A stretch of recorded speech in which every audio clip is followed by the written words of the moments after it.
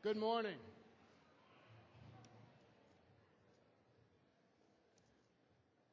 Well, I wish they'd be as quiet when I speak on the House floor as you all were. Appreciate that. Thank you all for being here this morning. I'd like to particularly thank Krista Mills from the Louisville HUD office, Gary Rohrbacher from the University of Kentucky, and Gil Reyes from my office here in Louisville for all the work that they've done in organizing this program. And yes, you did hear me compliment and introduce someone and thank from the University of Kentucky. We are trying to set a model here of cooperation that hopefully will be transferable to Republicans and Democrats. But we are very proud to have people from UK and Louisville working together in the spirit of collaboration. Rivalries aside, this workshop was organized because we have a great opportunity to work together to achieve some crucial goals in this community, starting right now. We're here today to talk about sustainability, a principle of development that will put our community on track to be not just more livable right now, but to leave a better world for future generations. We're talking about developing more expansive and efficient transportation networks, more affordable housing, and more accessible health services, key elements in having a thriving and prosperous city for decades to come.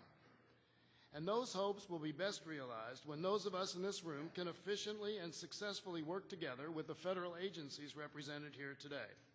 Over the course of the last year, the Sustainable Communities Interagency Partnership has embraced these goals in developing new guidelines for what future federally supported community development will look like. And we're here today for two reasons. First, the agencies involved need your help to identify and develop the best ways sustainable communities can grow and prosper in Louisville. And second, with budgets stretched thin all over, the Sustainable Communities Initiative offers a federally funding opportunity that is especially important to take advantage of right now. This workshop should be a first step in moving us down that road to developing a collaborative community that will embrace this opportunity that we all have now. And it is a great sign that all of you are eager to learn what your role can be in this process. We've got a pretty high-tech presentation and a comprehensive agenda for you this morning that should make this a very productive session. As you can see, we've got 3 screens set up. On one, you'll see our presentation. On the second, you'll find information about how to send in your questions at any time to our panel via text message. And on the third, you'll see where you have the opportunity to participate in real-time polling about what you are seeing and hearing. I'll let Gil come out now and give you a few more details about how this is going to work. I hope this is a useful event for all of you, and now I will leave it to the experts to get us started. Thanks.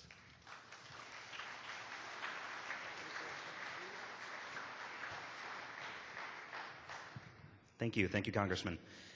In most instances, this is the time in the conference where you would be asked to silence your cell phones, to turn them off. We are going to ask you to silence them, but to also use them profusely today, as what we would like for you to do is to text frequently. We have some exciting text technology that we are using today to hear more from you throughout more parts of the day. So we get to increase the amount of communication between the people up here and everybody out there in the audience.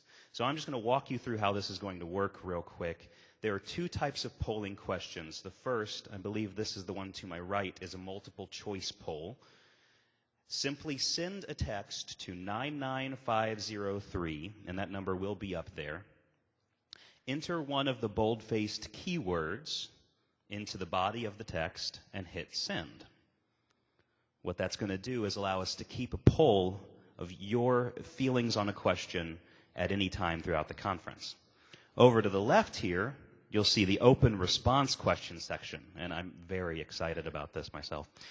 We'll try to answer these questions during the workshop, but we'll also be able to respond to you and point you in the direction of more information later on if we aren't able to address your concerns or needs necessarily at this time. So just like the other one, you're going to send a message to 99503, enter the bold-faced keyword into the body, and then text in your question after that, and hit send.